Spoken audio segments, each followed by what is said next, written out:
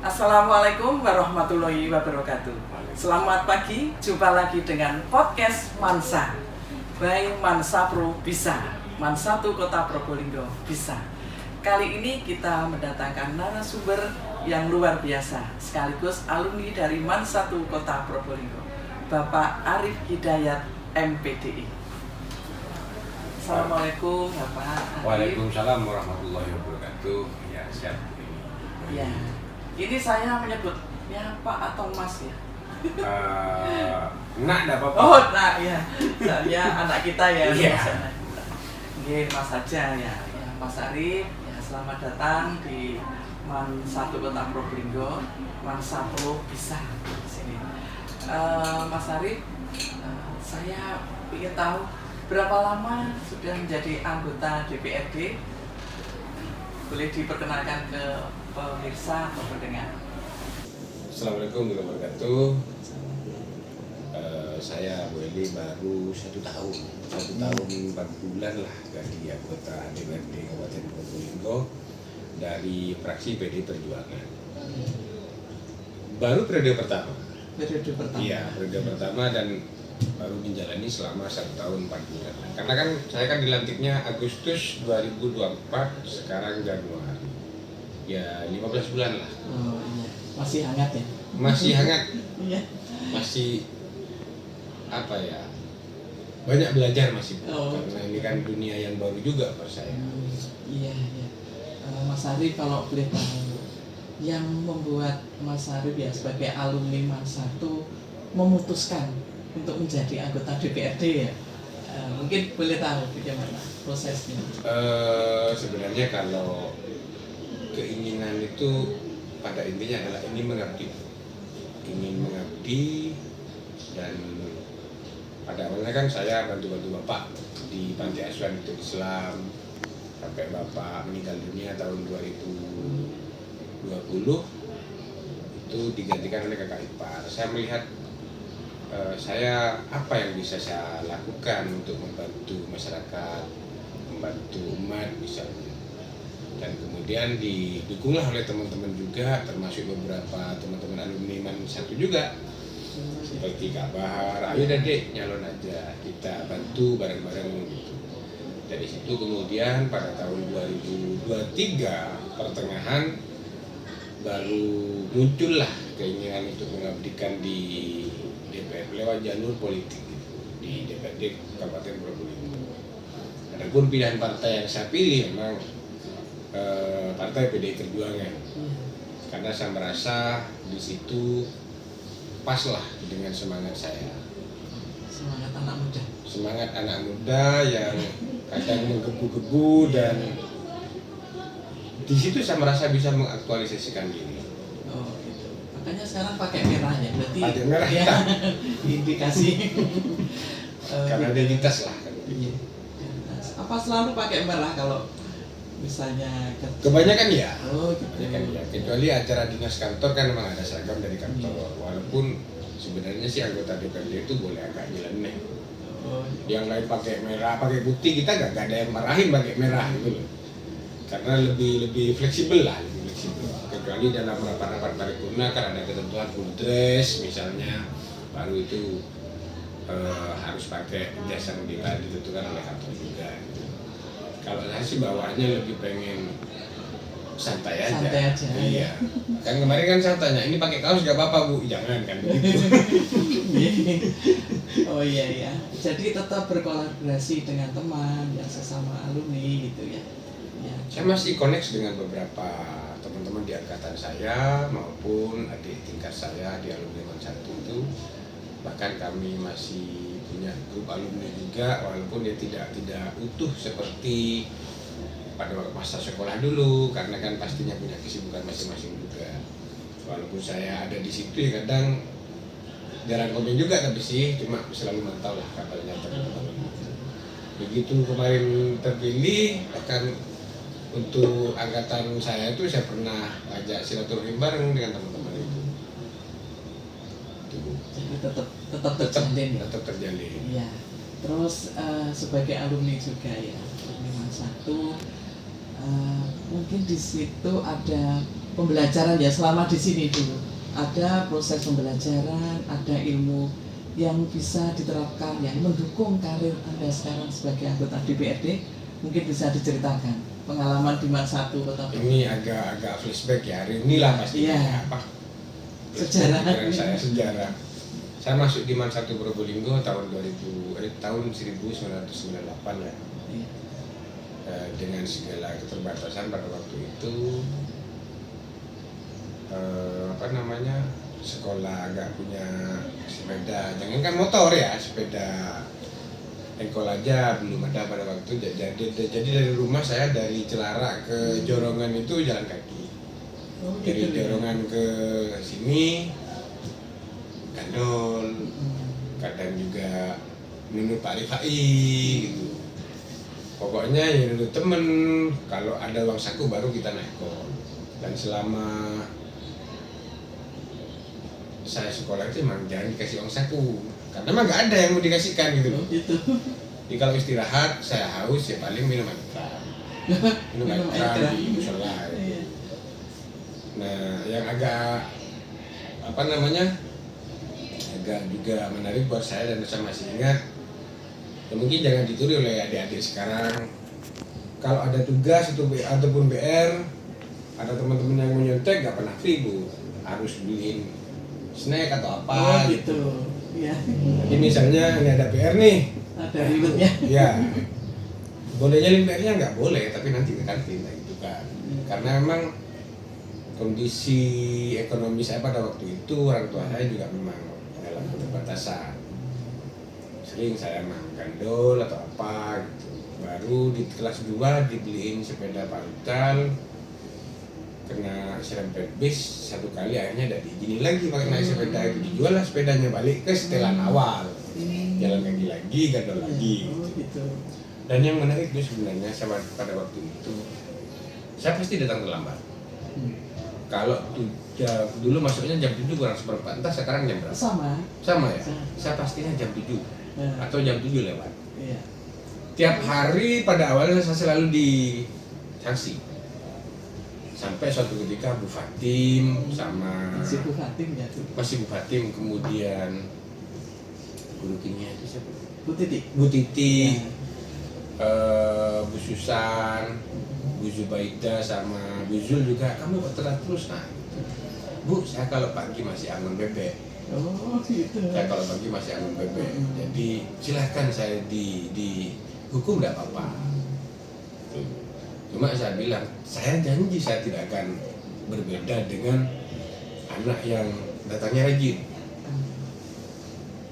Dan mungkin bisa dicek Bu Eli ya, dari kelas 1 sampai kelas 3 tidak pernah geser dari 3 besar. Walaupun saya belajarnya ya di tengah sawah. Sampai paginya bangun tidur, sholat subuh itu langsung angon bebek. Terus sampai setengah 7. Jadi kan tidak nututi nih 15 menit dari Celara ke Jorongan, pasti telat, silahkan dihukum, nggak masalah. Akhirnya ada kelenturan, nggak apa-apa lah kalau memang kamu masih bantu orang tua, silahkan, nggak apa-apa. Akhirnya kan Bu Lili pernah, habis apa Bu Titi pernah ngecek, bener nggak nih si Arif ini angon bebek gitu loh. Pernah ke rumah juga, sudah ternyata bener. Dan itu tugas saya tiap hari. Oh gitu ya, luar biasa ya. Pagi sama sebelum sekolah itu ya angon, habis itu setelah sekolah juga angon. Dan belajar saya di sawah. Gitu ya. Bawa buku ataupun bawa LKS, begitu nyampe ke tengah sawah, bebeknya makan, ya. Saya baca. Oh gitu, hebat ya. Ya perjuangan kan. Perjuangan. Jadi kalau saya lihat tadi dari kerannya dari Man 1 Kota Probolinggo ya, kalau haus ya, kemudian membantu orang tua. Barokahnya di situ. Barokahnya di situ ya, sampai seperti ini ya. Tidak menyangka ya. Tapi cita-cita itu tetap ada ya, dulu kepingin jadi apa semacam anggota DPRD atau menjadi apa gitu. Nggak ada sebenarnya. Nggak ada sebenarnya. Nggak ada sebenarnya. Jadi mengalir gitu aja. Mengalir saja. Kalau kita dulu itu pengen jadi ahli IT lah. Gitu.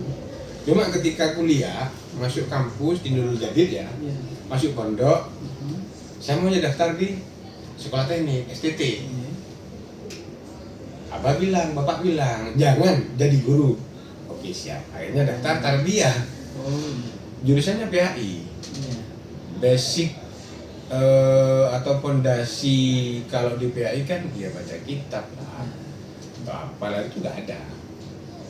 Jadi pengennya di komputer, tapi kata bapak jangan jadi guru aja. Oke, jadi guru.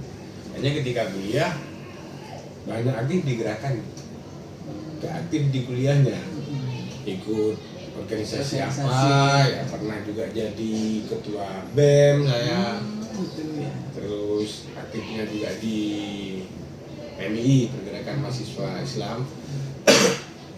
Di situ kadang sampai dosen tanya, kau udah masuk lagi gitu loh, izin pak, ini ada kegiatan.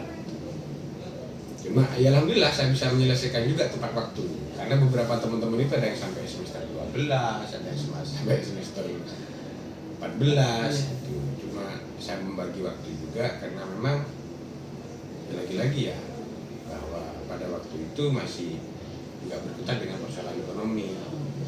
Kalau kan kadang dikirim 2 bulan sekali, kalau nggak ada kiriman ya kita pulang, ada nggak beras yang bisa dibawa ke pondok, kalau nggak ada ya balik lagi ke pondok dengan apa namanya, dengan doa-doa orang tua. Gitu. Baru muncul keinginan ini memang dari 2023, 1 tahun sebelum corona gitu. Itu pun karena 2019 saya pernah bantu dua orang calon DPR dari PKB kota, calon DPR yang pada waktu itu dua-duanya gagal, suami istri nih. Saya pun kalau di politik sih lama Bu, 2009 saya sudah bantu teman-teman di yang nyalon gitu. 2009 itu almarhum Mas Aziz pengasuh Rajatul Mutalimin. Ya, itu 2009 jadi saya bantu di bidang data juga. 2014 jadi dengan istrinya dari PKB. Kemudian 2019 sama-sama tidak jadi suami istri, cuma kemudian istrinya dapat PAW. Baru 2023 itu minta tolong lagi Mas Aziz ke saya. Anu sudah saya mau nyoba sendiri gitu kan. Maka kalau pilihan partai emang ke PDI Perjuangan lah. Walaupun saya lama bantu PKB, bantu teman sih, bukan bantu PKB. Lagi-lagi itu semangatnya, apa saya tidak bisa berbuat lebih untuk orang lain dan banyak sih jalur nyambung jenengan teman-teman dulu kan juga sama-sama ingin bermanfaat toh. Karena hidup itu kan kalau bermanfaat Bapak pernah bilang ke saya, almarhum Bapak pernah bilang, nah kalau hidupmu tidak bisa bermanfaat jangan lama-lama hidup. Ya mendingan kelihatan ketulisannya aja. Itu pesan Bapak saya. Nasihatnya sampai sekarang di bawah terus. Sampai sekarang masih. Kalau lihat sejarahnya ini kok ya sejarahnya luar biasa ya, sampai mendapatkan kesuksesan ini perjuangan. Jadi kalau kita simpulkan anggota DPRD harus begini-begini, itu sebenarnya ternyata perjuangannya tadi hebat sekali ya. Dari tidak sangu, kemudian dari gitu ya jalan kaki ya. Jadi memberi pesan pada anak muda sekarang kan. Rata-rata sekarang kan naik sepeda. Kalau sekarang ya ini yang perlu mindset sih mungkin sama faktor perubahan zaman juga. Kalau sekarang masih ada lah pastinya beberapa anak yang mungkin kondisinya sama dengan saya. Walaupun pasti lebih banyak yang kalau nggak dikasih uang saku tidak sekolah. Kalau dikasih uang saku sedikit mungkin marah-marah. Mereka lupa bahwa ya lihat dulu lah background orang tuanya apa. Kadang mereka lupa kalau sangu yang diberikan 10.000 itu adalah hasil dia bapaknya menjemur punggungnya di sawah dari jam 7 sampai jam 9, dimana kalau sekarang kan ongkos buruh itu kan 40.000 lah gitu loh, 40.000, 50.000 setengah hari. Dan mereka tidak tidak berpikir bahwa 10.000 itu besar, apalagi bawa motor masih bensin, tarifnya lah 15.000, 24.000. Kalau orang tuanya bayarannya 40.000 dikurangi 23.000 kan sisa 17.000 tuh. untuk makan di rumahnya. Satu rumah. Satu rumah. Nah itu yang kadang-kadang adik-adik saya juga berpikir bahwa sewaktu-waktu bolehlah lihat orang tuanya kerjanya seperti apa. Karena kan itu juga bentuk apa? Kita mengharapkan itu dari orang tua juga, dan tidak mesti itu harus dengan membantu.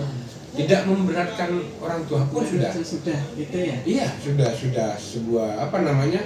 Bentuk pengabdian kita kepada orang tua. Karena tidak mungkin kan kita bisa membalas dari kita di kandungan sampai kita persis sama. jadi siswa alia umur 17, 18 itu 17 tahun nggak bisa diukur dengan waktu. Ya, terus ini Mas Arif, ketika masuk tadi ya, masih wah beda ya, Beda. Dari tahun berapa? Lulus 2001 ya. 2001 lulus. Gimana ketika melihat Man 1 Kota Probolinggo dulu dan kini bagaimana? Terus mungkin sudah pernah dengar bohongnya di depan, di luar sana bagaimana? Menurut Mas Arif, Man 1 Kota Probolinggo dulu dan sekarang bagaimana? Dulu saya tidak sempat kebagian lapangan basket ya. Adanya cuma voli di sini. Pagar itu nggak ada. Ada kemudian ketika mau kelas 3 ya, pagarnya jadi pagar kawat itu loh. Kayak pagar demo itu. Nah, itu namanya teman-teman itu sering dibuka juga gitu. Bolos atau apa. Kalau sekarang kan sudah luar biasa. Cuma kebermanfaatan kelengkapan sarana prasarana sudah luar biasa. Itu mudah-mudahan juga tetap ada semangat kekeluarganya, Bu. Bagaimana dulu ya, saya pernah ketika upacara pemeriksaan, bagaimana teman-teman guru seakan-akan ini anak saya sendiri gitu loh kekhawatirannya. Itu ya. Tidak hanya sekedar menolong gitu ya, aja ya. Dia sekedar menolong, habis itu ditaruh kemudian, tapi mendidiknya itu loh. Karena kan mengajar itu kan semua orang mungkin, semua guru mungkin bisa, tapi mendidik, mengayomi itu kan tidak semua bisa. Dan semangat itu juga sih yang bikin saya kadang berharap juga bahwa harus tetap seperti ini sih dunia pendidikan kita. Tidak hanya soal mengajar, dapat gaji, pulang, tapi bagaimana mendidik. Karena kan sekolah ini kalau jujur saja ini rumah kedua bagi adik-adik. Setelah dari rumahnya mereka niat ke sini selama setengah hari, udah nggak sini? Iya, sampai setengah 4. Sampai setengah 4 ini kan harus jadi rumah kedua. Harus bisa kerasan di sekolah. Dengan cara apa? Ya dengan cara salah satunya kekeluargaan, mengayomi. Bagaimana membangun apa istilahnya? Hubungan emosional ya, dengan siswa, antara siswa dan guru juga. Guru mendidik, saya kira siswa juga harus wajiblah menghormati teman-teman guru. Dalam hal ini di sekolah orang tua kedua. Orang tua kedua. Tapi sekarang faktor teknologi juga pastinya berefek banyak. Efek banyak. Jadi sering lihat gini juga. Iya. Terus ini ya, tadi perjuangannya luar biasa nih untuk menjadi seorang yang sukses. Mungkin ada pesan untuk adik-adiknya di sini. Kan alumni berarti di sini adik-adiknya, ya. Adik di sini bagaimana ya untuk menerobos suatu kesuksesan itu bagaimana? Apalagi Mas Arif jadi anggota DPRD itu kan ya luar biasa ya. Luar biasa perjuangannya, harus meraup beberapa kecamatan ya. 3 kecamatan bisa. Saya dari Dapil 4 ya, Kabupaten Probolinggo, Kecamatan Budeces, tinggal Siwalan Banyuanyar. Perolehan suara pribadi 4.901.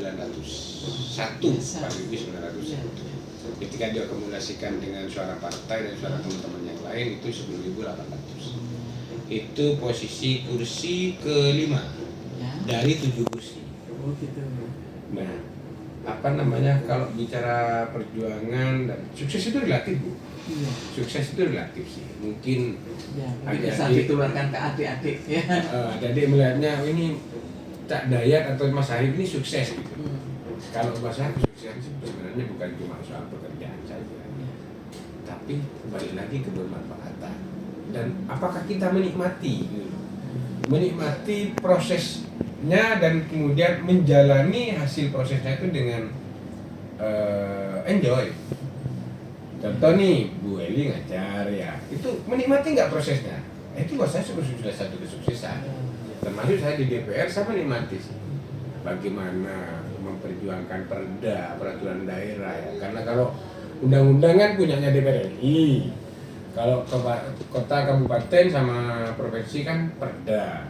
Bagaimana memperjuangkan perda, juga mungkin otot-ototan soal APBD.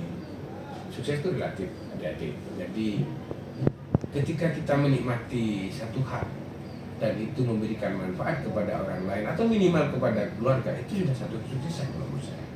Tentunya tetap bersyukur. Tentunya tetap bersyukur, karena paling menyenangkan buat saya adalah ketika bisa menjadi penyebab orang lain tersenyum.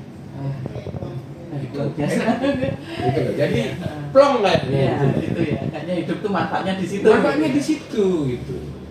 Nggak hidup kalau tidak bermanfaat. Gitu. Dan mencari kebermanfaatan itu tidak hanya dari anggota dewan, bahkan teman-teman yang jadi konsultan, jadi apa misalnya, semua hal itu bisa menjadi satu kesuksesan kecil lah. Dan ukurannya dengan disamaratakan. Adik-adik melihatnya saya sukses, kemudian Bu Eli sukses, enggak juga sih, ini kan subjektif sekali. Jadi tergantung bagaimana kondisi hati kita menikmati proses itu dan bagaimana kebermanfaatannya. Itu adik-adik terlalu lah semangat. Nggak ada kesuksesan itu yang bisa diraih dengan mustahil. Nggak ada. Kita punya fasilitas apapun juga lengkap, kalau tidak bisa dimanfaatkan dengan baik, malah tidak bisa menjadi supporting system, kemudian tidak bisa menjadi pendukung malah. Contoh handphone, kita punya fasilitasnya luar biasa, tapi tidak kita optimalkan untuk belajar, ya mungkin cuma jadi gaming, atau bisa jadi sumber masalah juga. Iya. Jadi berproseslah dimanapun juga. Ya, ini di satu dengan fasilitas yang lengkap begini sekarang, silakan ada ekstranya macam-macam, ikuti semua. Senyampang itu adik bisa menikmati. Apa bakatnya? Mumpung masih ada kesempatan.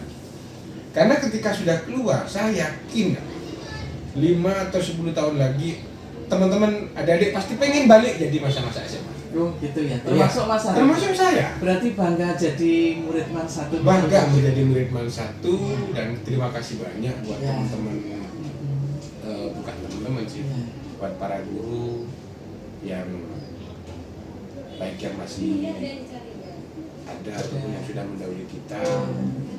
Kadang saya sempatkan juga untuk beberapa teman-teman, beberapa guru yang saya ingat lah ya, saya kirimi Fatihah juga. Pak Puji misalnya, kemudian yang paling baru Pak Wahid ya. Iya, Wahid, Bu Suci. Mudah-mudahan saya yakin lah amal ibadah para guru kita menjadi pembuka itu sudah pada kita. Ya, amin.